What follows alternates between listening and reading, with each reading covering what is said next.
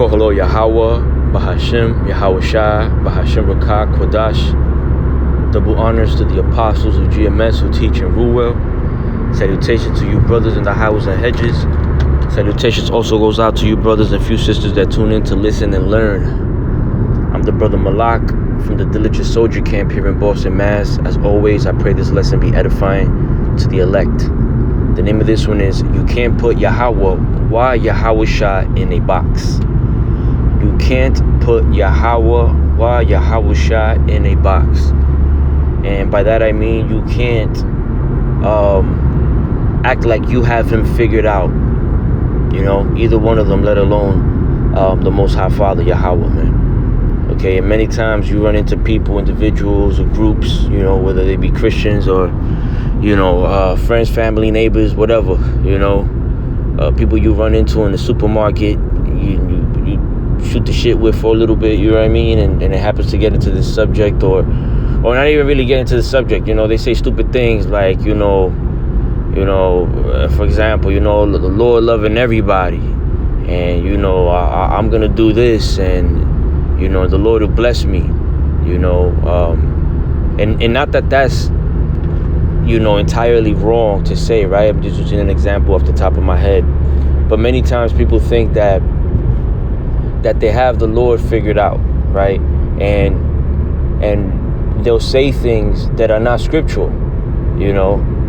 It's based on experiences they have had from dealing or talking with people that are so-called Christians, right?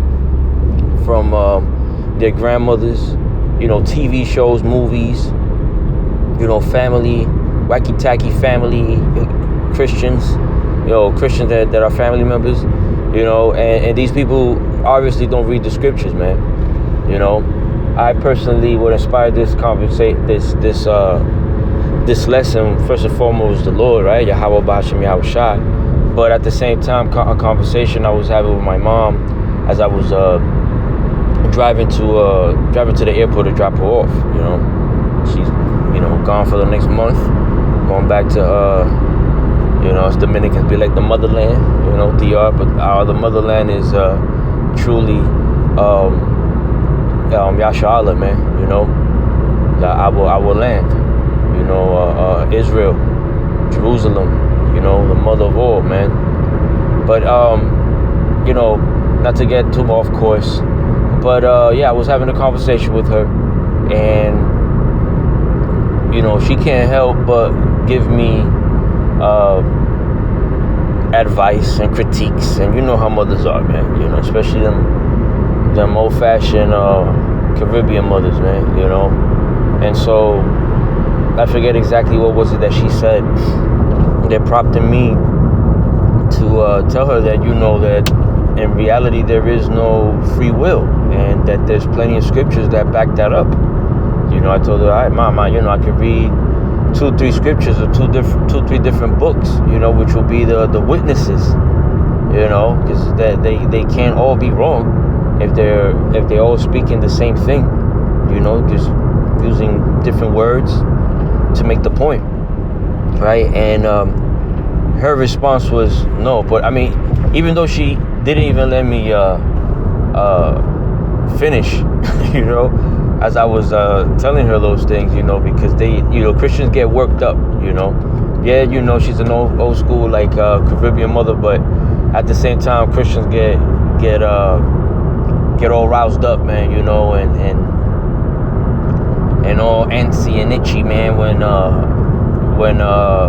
you know, when they're talking to Jakes, man, to Israelites, man, that know that they're Israelites, right, and that come out of the Bible each and every time to prove whatever it is that they're that the subject might be about, man, that you're chopping it up with somebody, man. So when these things come out, you know, it gets them worked up, you know what I mean? And she didn't get mad or upset, but she'll go and say like, all right, you know what, let's not even talk about it no more. But it's like, you know, you brought it up, you said these things, right? At one point she mentioned me drinking. She's like, oh, you know, you shouldn't be, because I guess I was talking to someone, and I told them, I think it was my brother-in-law. I told him, maybe this week we could link up, have a few drinks, a few laughs, whatever. It was like, small talk. And she heard me. And when I hung up, she proceeded to say it in a scoffing manner. I look at it that way because she doesn't approve of our doctrine, right? And so when she says, you're a man of the Lord, you shouldn't be drinking. I didn't take it wrong, but I didn't take it equally, like how do I say it, respectfully. You know what I'm saying? I knew she was kind of scoffing, and I went into I started talking to her on how there's really nothing wrong with drinking, and you know what I mean, like there's nothing, I'm not doing I don't do it excessively and whatever. We tell them these things, and then we start, I start mentioning the fact that the Lord was used to drink, and alcohol has been around for millenniums. You know what I'm saying? And whatever. But the point is that she just doesn't like it when biblical examples trump her Christianity views, right? Because that's all they have, views, their own opinions. They think that they have the Lord and his teachings, right, figured out. You know what I'm saying? And so, without further ado, I just have a few scriptures that Christians should really read, man, so they can humble themselves, man. I think many times they don't read, and let alone these particular nuggets, man, that we know, and it's milk scripture, and basically steers us in the right direction, man, when it comes to walking in this truth of ours, man. You walk accordingly when you know these things, right? As they say, as the phrase goes, man, when you know better, you do better, right? So the first scripture I want to bring out is the book of Isaiah 55, verse 8, where it reads, "For my thoughts are not your thoughts, neither are your ways my ways, saith Yahawah. For as the heavens are higher than the earth, so are my ways higher than your ways, and my thoughts than your thoughts," right?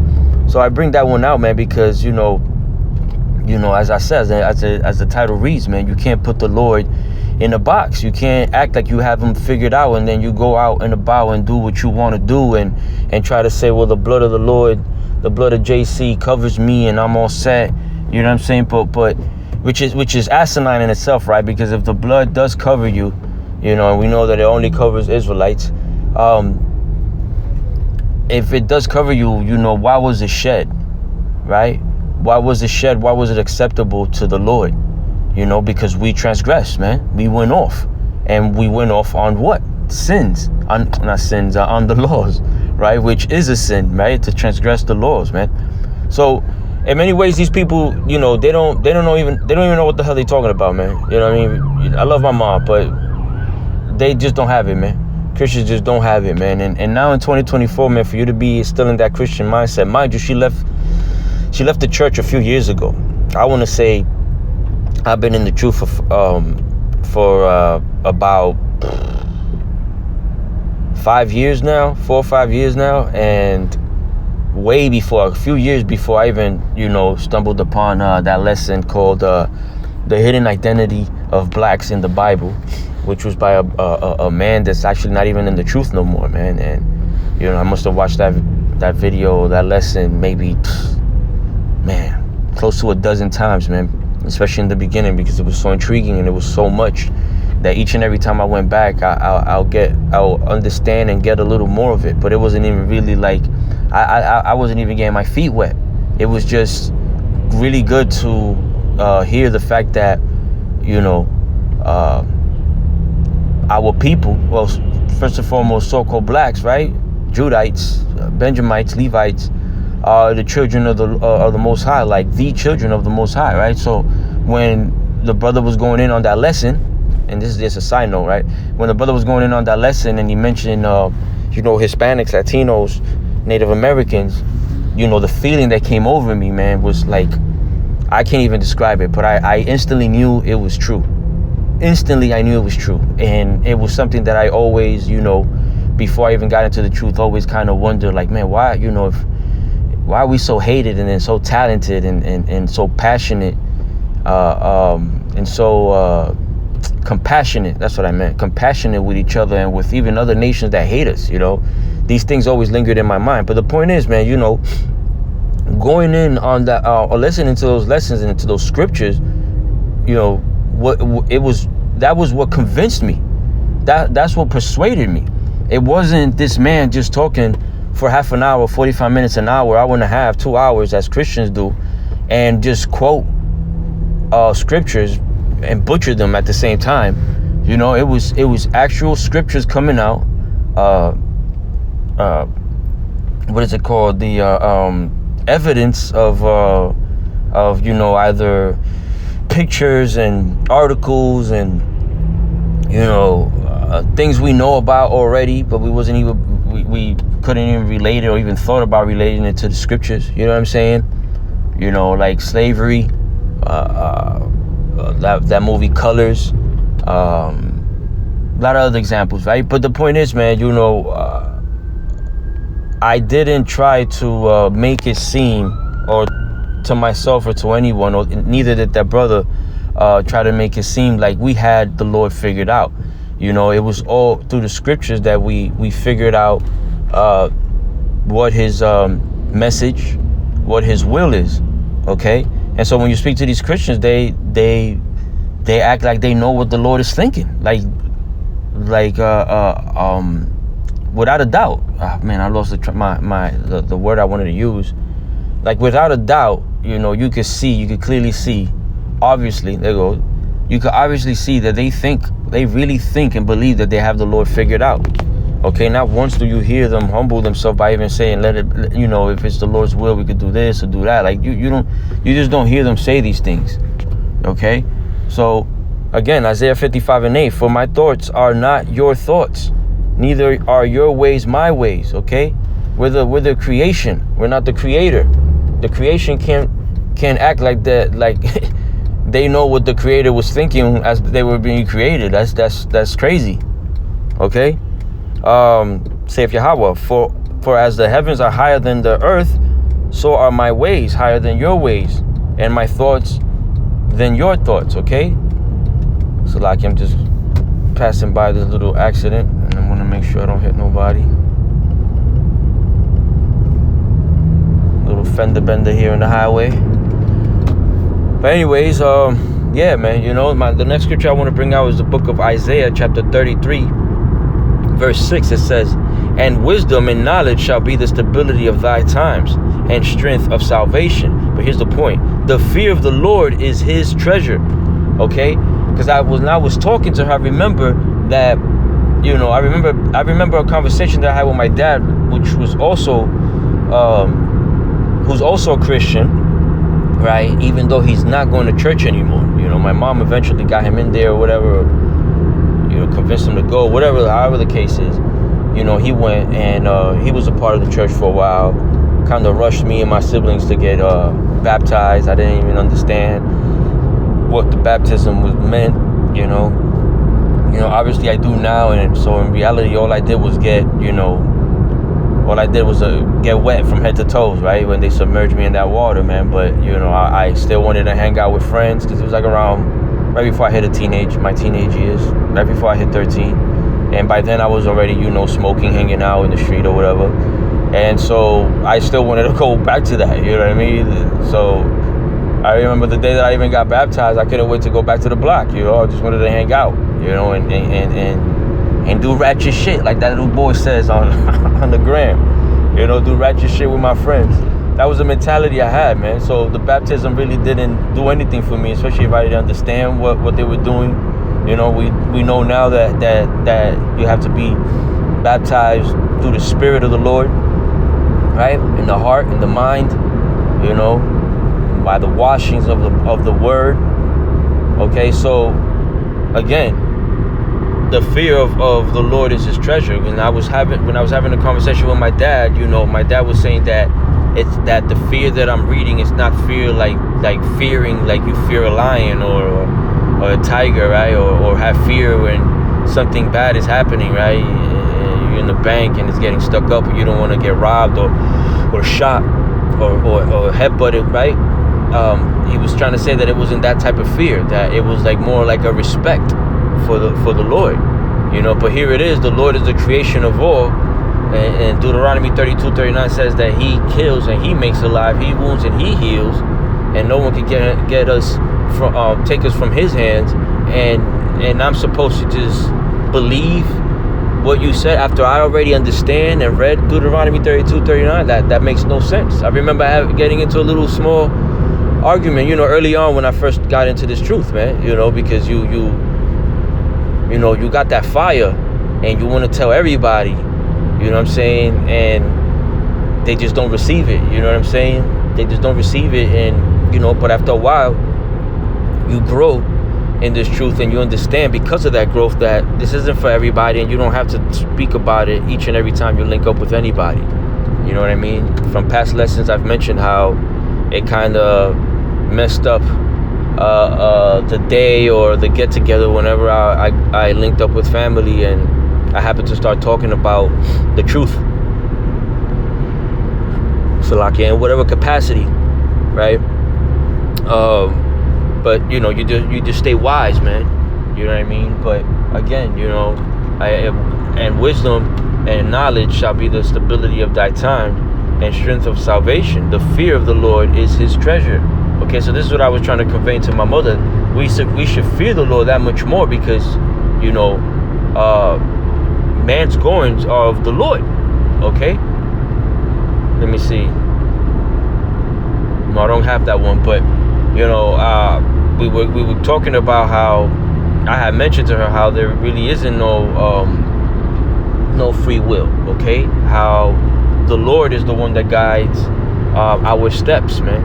You know, without a shadow of a doubt. You know, and after I read her like 2-3 different scriptures, you know, 2 different witnesses. Proverbs, there's like a couple scriptures on it. Book of Psalms talks about it. You know.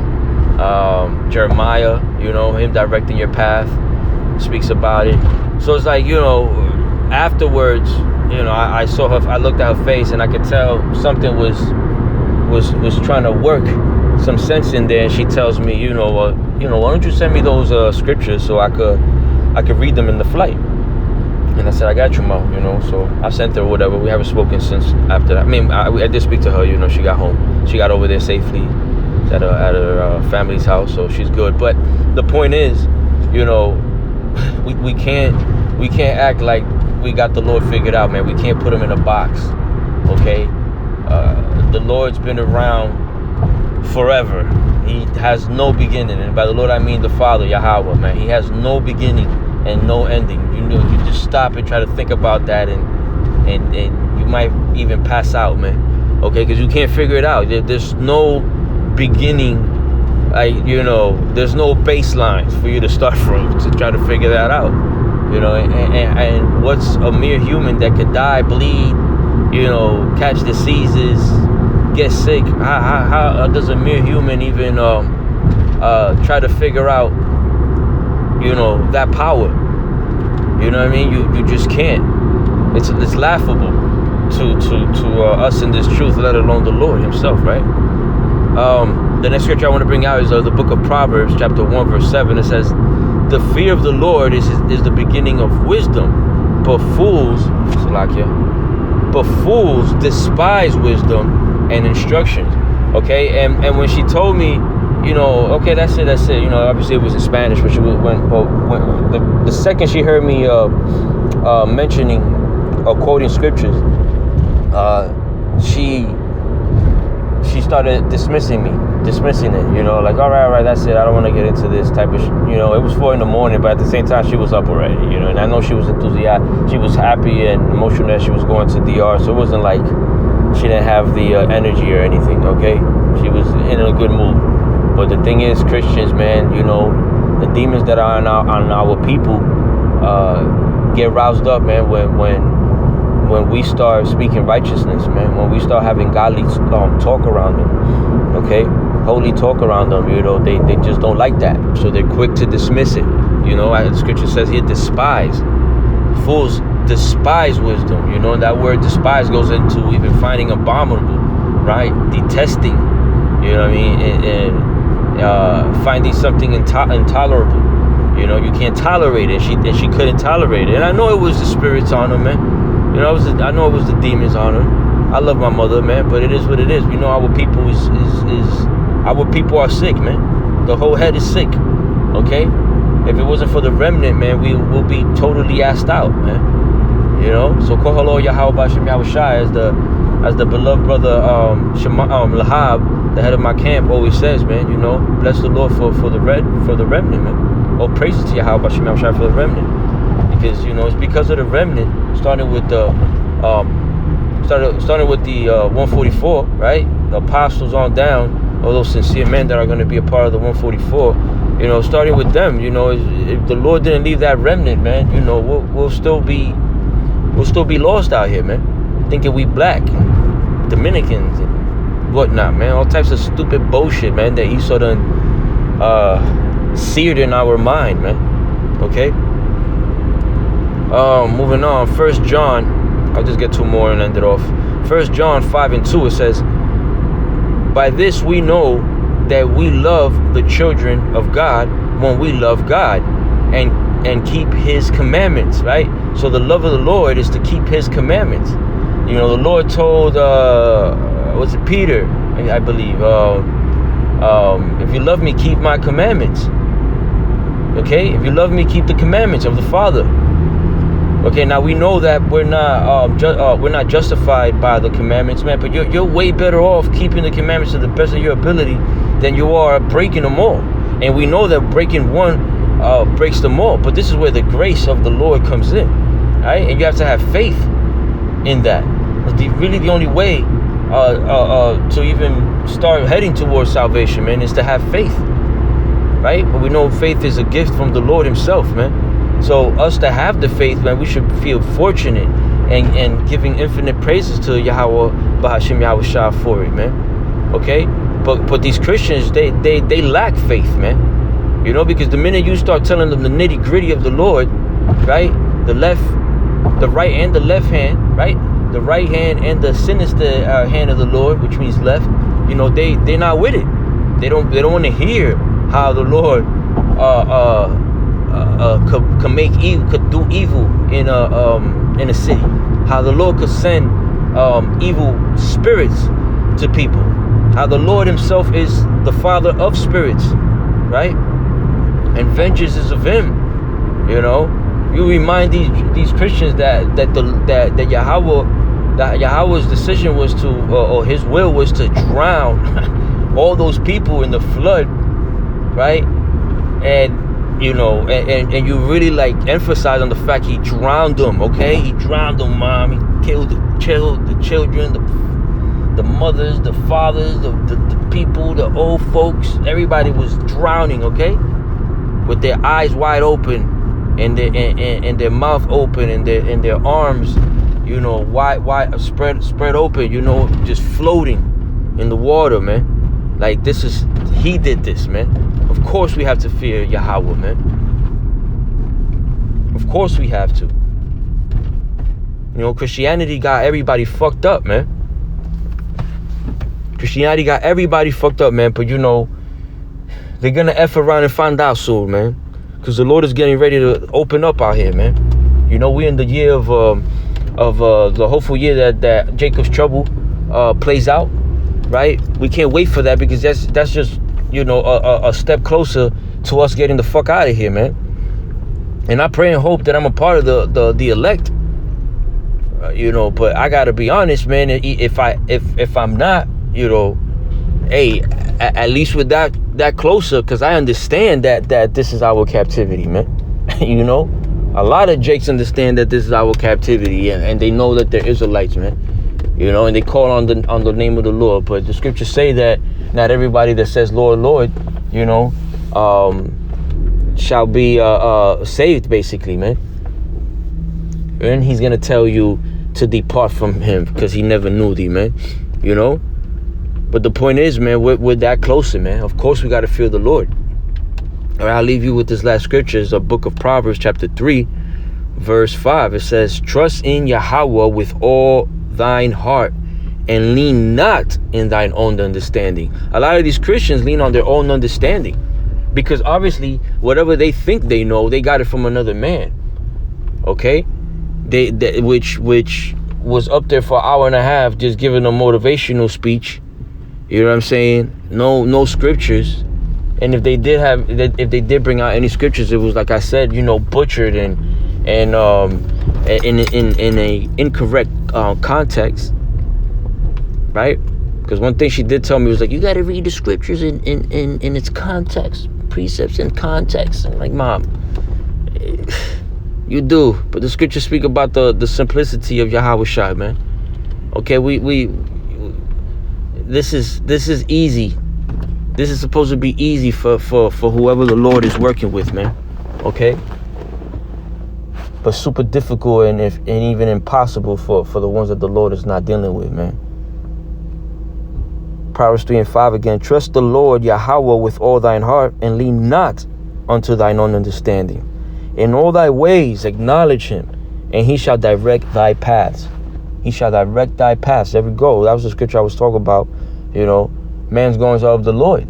Here, right here it says, and he shall direct thy paths, man. If you acknowledge him in all your ways. The opposite of that is, you thinking you got him figured out. He's going to get you, he's going to screw you up. He's going to jack you up. And by the time you even realize it, that, as they say, life flashes up in front of your eyes, man, when you're close to death, man. That's when you realize, shit, man, the Lord had me in his hands the whole time. And I pray that this lesson, was edifying. I want to give all honors and praises to Yahawah Bahashim Yahawah for giving me the inspiration, the spirit to bring it out. Okay. Man, you can't put Yahawah and Yahawah in the box, man. Get it together, man. Read. Blessed is he that readeth. Read, man, and you see that the answers are there. If the Lord is working with you, the answers are going to be there. It's going to make perfect sense, the doctrines that you've been taught, okay, by the men of the Lord, starting with the apostles of GMS. Great Millstone has a 100% truth, man.